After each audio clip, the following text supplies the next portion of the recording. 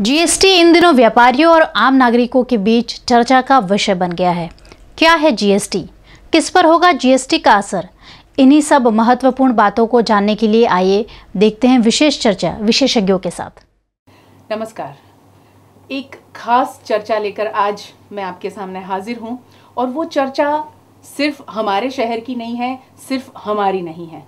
ये चर्चा पूरे हिंदुस्तान की है और पूरे हिंदुस्तान में अभी जिस बात से छोटा व्यापारी, आम जनता, बड़ा बिजनेसमैन, हम जिसके साथ में भी कोई प्रकार से बात करते हैं, जब सरकार को लेकर, मैं आपको बता दूं जीएसटी को लेकर जब हम बात करते हैं तो सब लोग डरे हुए हैं।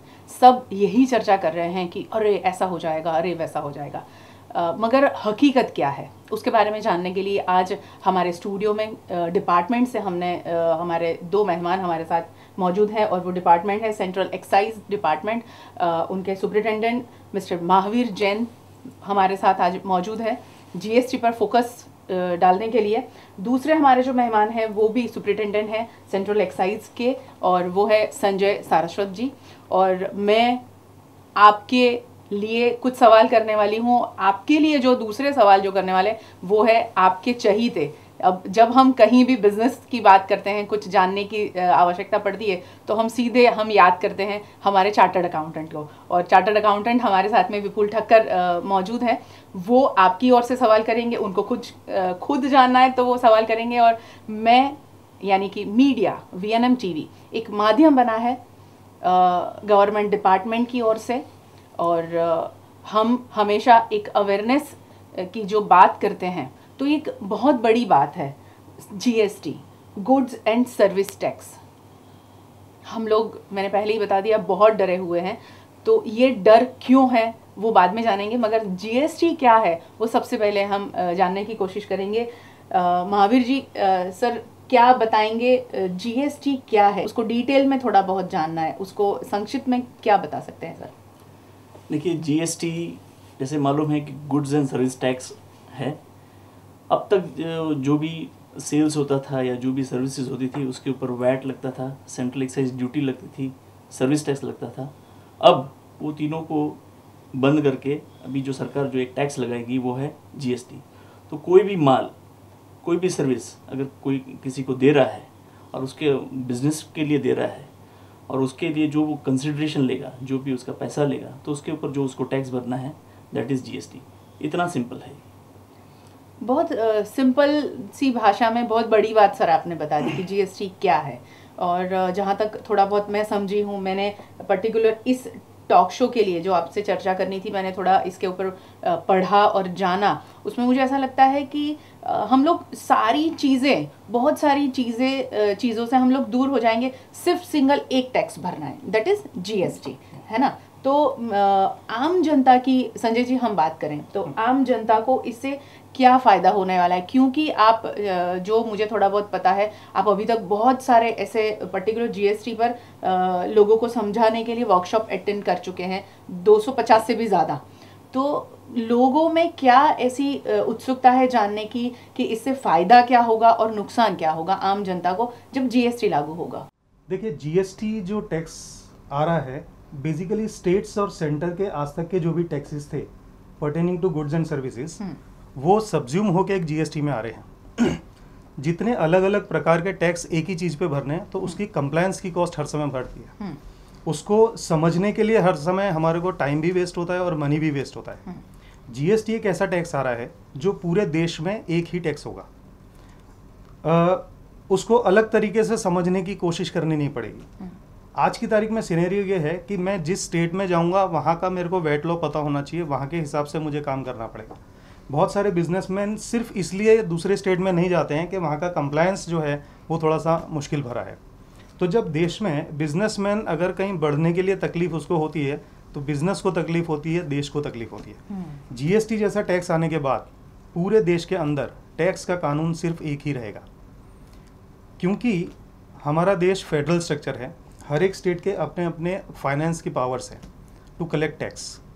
अगर जीएसटी जैसा एक टैक्स पूरे देश में आएगा तो समस्या ये थी या प्रश्न ये था कि ये टैक्स कौन कलेक्ट करेगा। कॉन्स्टिट्यूशन कोई भी एक सरकार को ये टैक्स कलेक्ट करने की अथॉरिटी नहीं देती। क्योंकि यहाँ 31 स्टेट गवर्नमेंट्स होंगी और एक सेंट्रल गवर्नमेंट होगी, तो ये टैक्स कौन कलेक्ट करे?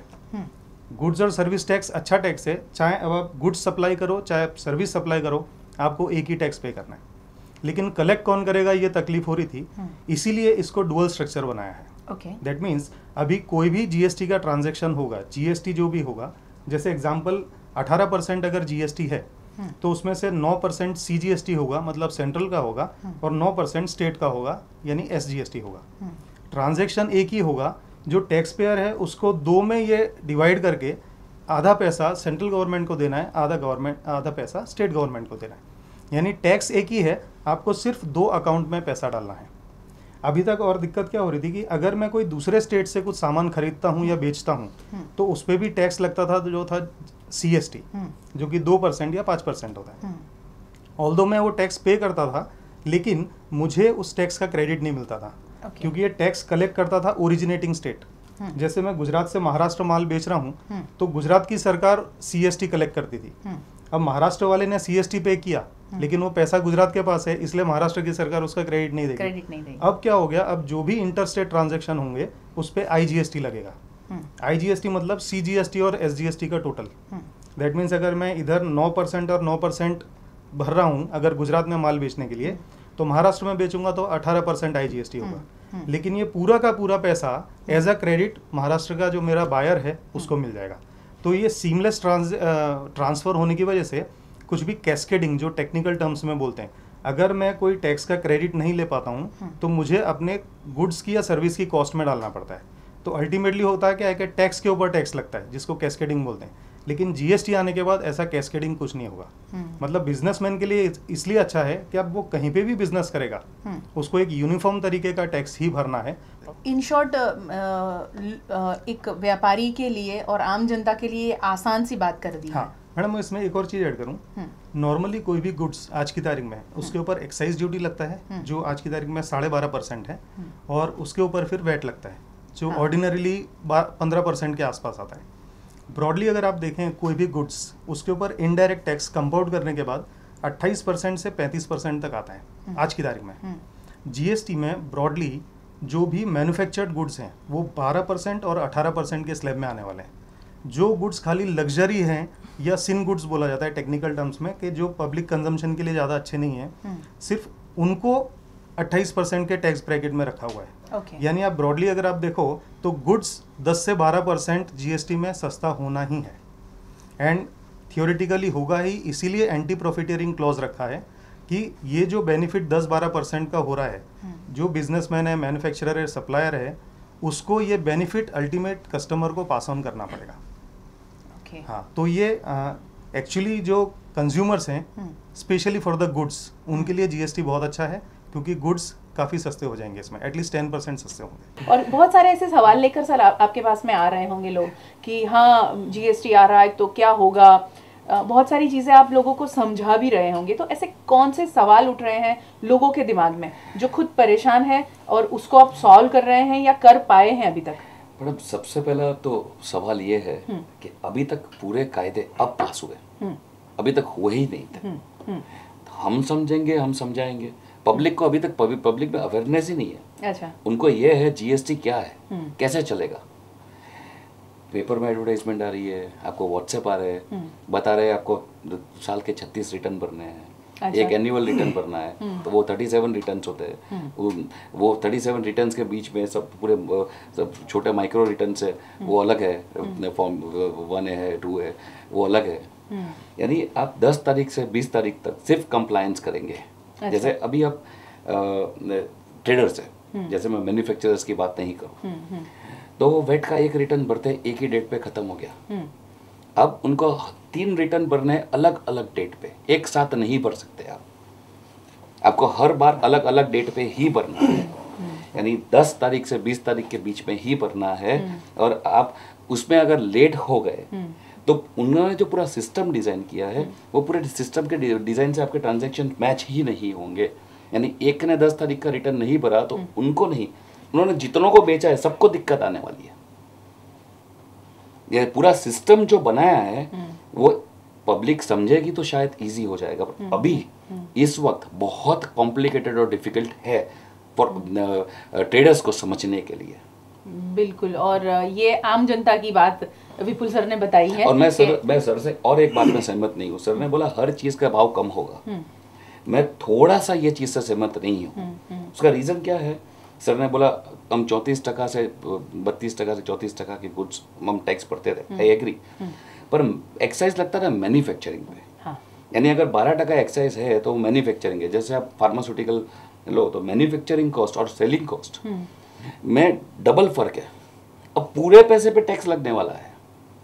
यानी अगर एक्साइज मैन्युफैक्चरिंग पे लगता था वो 12% लगता था, और उसके बाद वेट लगता था वो 14% लगता था रिमेनिंग पार्ट पे, अब पूरे पार्ट पे 18% लगेगा। अगर आप पेपर पे लग के देखोगे तो इतना फर्क नहीं है।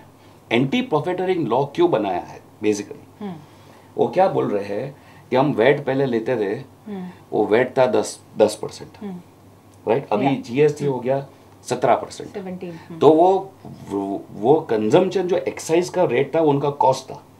यानी वो 17% ना चार्ज करे, और वो जो एक्साइज का पैसा बचा उनका कॉस्ट बचा, वो कॉस्ट का प्राइस रिड्यूस करे। कंज्यूमर को फायदे की बात नहीं है। जो आप टैक्स ले रहे हैं, जिनका अब आपको क्रेडिट मिलेगा, वो क्रेडिट आप पास ऑन करो ताकि परसेंटेज में वो टैक्स उतना ही रहे। That is the intention. Intention anti profiteering का ये नहीं है कि गुड्स सस्ते हो जाए। एंटी प्रॉफिटरिंग का किसी भी हम जैसे अभी एक क्लैरिफिकेशन आया है बोर्ड से फॉर बिल्डर्स। वो पहले बिल्डर्स पे एक खाली सर्विस टैक्स था, वेट वॉज 0.6%, सर्विस टैक्स पर 4.35, नाउ 12% हो गया।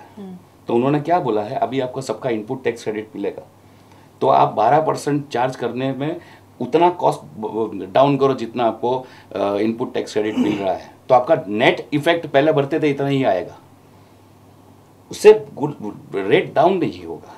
ये तो ऐसा है कि हमारे खर्चे बढ़ा रहे हैं हम लोग। हकीकत में ये सारी चीजें होने वाली हैं। हाँ, ये ब्रॉडली आपके जो 2 क्वेरीज थी, 1 बाय 1 देख लेते हैं। पर्सपेक्टिव जो होता है ना, वो सबसे ज़्यादा इंपॉर्टेंट होता है कोई भी ट्रांजैक्शन। हम किसी को किस नज़रिए से देख रहे हैं। आपने बोला कि मुझे हर महीने 3 रिटर्न फाइल करने हैं, साल के 36 रिटर्न फाइल करने हैं, और एक एनुअल यानी 37 रिटर्न। अगर आप लॉ देखें उसमें रिटर्न वर्ड हर एक के लिए यूज़ नहीं किया है। रिटर्न का मतलब क्या होता है, वो पर्टिकुलर पीरियड में आपने कितना आउटवर्ड सप्लाई किया, आपने कितना इनवर्ड सप्लाई किया, यानी कितना परचेज किया, इसका सेट ऑफ मिलने के बाद आपकी टैक्स लायबिलिटी कितनी आई, ये बेसिकली रिटर्न होता है। इनकम टैक्स में भी यही है, आपकी इनकम कितनी है, एक्सपेंस कितना है, उसके बेस पे ही आप रिटर्न बनाते हैं। बल्कि जीएसटी में सरकार ने इसको लिबरलाइज कर दिया है कि आपको वो रिटर्न आराम से 3 स्टेजेस में भरो। 10 तारीख तक सिर्फ आपको वही डिटेल देनी है कि आपने आउटवर्ड सप्लाई कितनी की है। 15 तारीख तक आपको वही डिटेल देनी है कि आपने इनवर्ड सप्लाई कितनी की है, और उसके बेस पे आपको मंथली रिटर्न फाइल करना है। तो it is not 3 returns, it is 1 return in 3 stages. दूसरा क्या है, मैंने आउटवर्ड सप्लाई मेरा 10 तारीख तक बता दिया, रिटर्न में अपलोड कर दिया। अब 11 से 15 तारीख के बीच में मुझे कितना मैंने इनवर्ड परचेज किया उसकी डिटेल अपलोड करनी है। अब मुझे एक्चुअल में अपलोड सारी नहीं करनी है, बिकॉज मैंने परचेज किया, वो किसी ने तो अपलोड किया होगा आउटवर्ड सप्लाई में। तो 10th को जब वो अपलोड कर देगा तो वो ऑटो पॉपुलेट होकर मेरे पास 11th को आ जाएगा। दैट मीन्स जो दूसरा रिटर्न जो है, आप जो detail furnish almost 80-90% auto populate होने वाला है। उसमें आपको कुछ नहीं करना है, आपको मियरली इतना ही करना है कि एक्चुअल में वो गुड्स या सर्विस आपने रिसीव किए कि नहीं, प्लस कुछ एक ऐसा तो नहीं रह गया कि आपने एक्चुअली परचेज किए हैं लेकिन जो सप्लायर है वो बताना भूल गया है।